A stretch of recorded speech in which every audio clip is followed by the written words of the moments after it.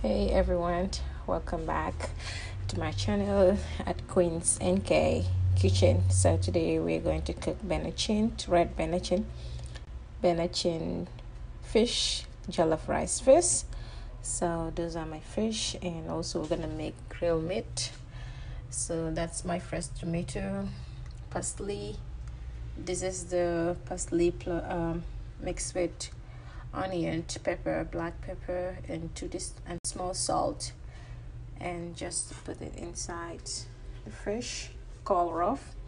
So that's my garlic, and those are my stuff.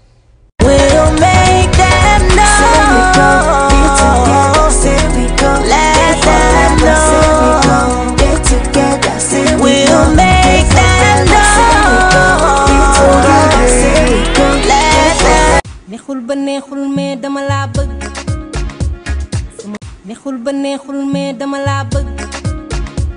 Sama buntu xol yow laa ko tijjil ndax yaa fëgg. Sama ñaan tey ba suba mooy ñu dëgg.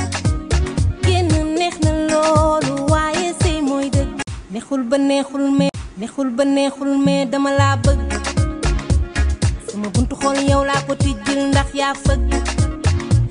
Sama ñaan tey ba suba mooy ñu dëgg. Neexul ba neexul mais dama la bëgg.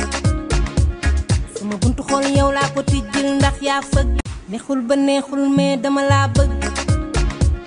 Sama buntu xol yow laa ko tijjil ndax yaa fëgg. Sama neexul ba neexul mais dama la bëgg.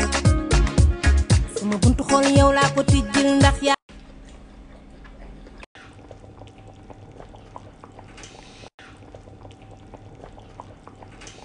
Neexul ba neexul mais dama la bëgg. Sama buntu xol yow laa ko tijjil ndax yaa fëgg.